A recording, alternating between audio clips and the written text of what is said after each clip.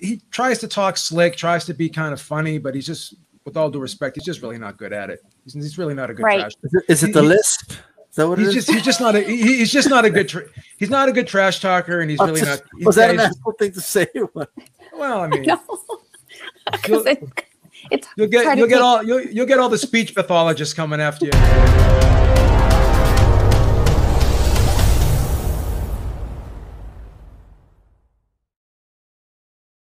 Keith Thurman, all right?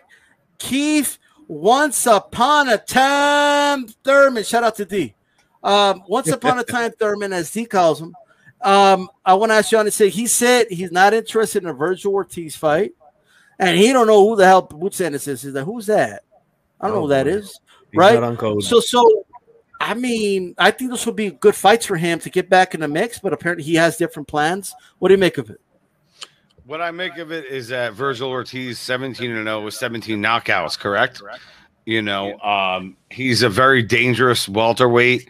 Keith Thurman, not looking so great of late, you know, inactivity. You could blame COVID. You could blame things prior to the COVID that happened with Keith Thurman.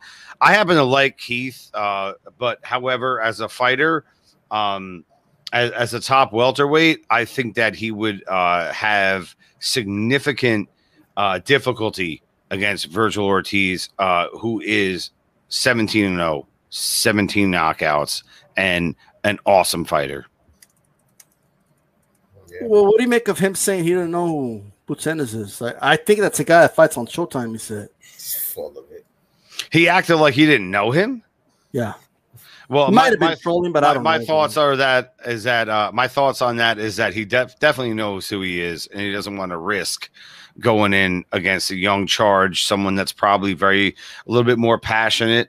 I'm not going to say a little bit more passionate. I'm going to say a lot more passionate. Not to poo-poo on Thurman, but at the end of the day, I mean, Vergil Ortiz is probably going to go in there and try to be as great as he can be. Have we seen that from Keith Thurman? Like, in all honesty, have we? No, we haven't. I mean, yeah, he fought Pacquiao. Yeah, he fought some people, Porter. He fought some good opponents, but have we really seen dedication and passion and commitment? So I think that him saying that is a slight to Ortiz, Mr. Ortiz. You know, guys, I think here's how I see it. Keith Thurman, first off, ego is playing in this. He think he's above that fight. Keith has always, since he's been back, he's always put himself up there with the upper echelon guys, even after he lost his title, about what he deserved, who deserves to be in the ring with him. So, number one, I think that's there, right? Two, risk over reward, right? Vergil's a big risk. Not much reward for Keith. Here's the third thing. I think he's eyeballing your Dennis Ugas. See, Spence moved out of the way to go take Pacquiao. Crawford ain't fighting him. It's in the PBC. That put Keith right back in position the way he want to be. Ugas means a belt. A belt means more money. Another money fight for him. We know what Keith wants. He gets a hold of that belt, money fight, right? I think that's the idea. He's eyeballing Ugas because prior to fighting Manny Pacquiao, remember Keith did an interview and he mentioned Ugas. Say you Ugas, okay, yeah, that's a good shout. I could do a Ugas. So that may be what he's eyeballing. And I just think that Vergil's too much risk, not really too much in it for Keith because he could get his ass whooped from Vergil Ortiz, right? So let's try to get into this Ugas thing. Since Spence let that slide, he ran after Pacquiao. If I get my hand on that belt, I'm right back in there. Well, Boots Ennis is a guy who's fought on PBC cards numerous times. Thurman's a PBC fighter, so he knows who Boots is. All right, let's not stop trying to run that drag, Thurman. All right, who's that guy? Right, who's that? You know, but I think both of these guys, Ortiz and Boots Ennis, would be good fights for Thurman. If when he decides to come back, it's going to be coming up on 2 years now since he's been out of the ring. Same with Pacquiao. Those are the last. Those guys fought each other in 2019, July. That is just crazy. So he better get to, he's got to get to work, man. All right, because I can tell you this: the more he sits on the side, he's getting older. These young dudes are getting better. Believe me, they're both getting better, and they're coming. And I like both of these dudes, man. I think these two guys they're gonna bring back this welterweight division. I have a feeling that they're being set up on a collision course for a super fight, and I can't wait to see that. I think both of these guys are good for it. They want all the smoke with all these dudes, and I found these guys after hearing those comments. I'm calling this dude out. You don't know who I am? Well, come find out. Come see me. Come see me about something. You don't know who I am, And at the end of it, I would say, "You better not duck me, son." That's what I would say to him. All right. I don't know about Keith. I was about to say, and G Funky just hit the nail on the head. I mean, dude hasn't fought in how long, right? And the last time I heard from him, he was going off on Bob Arum, right, for this crazy rant that he went off on. And I'm just like, honestly, I think it's doing Keith a favor if he were to fight either one of these guys, Vergil or Ennis, honestly. And I would say that if they could avoid it, don't do it. Don't give him that.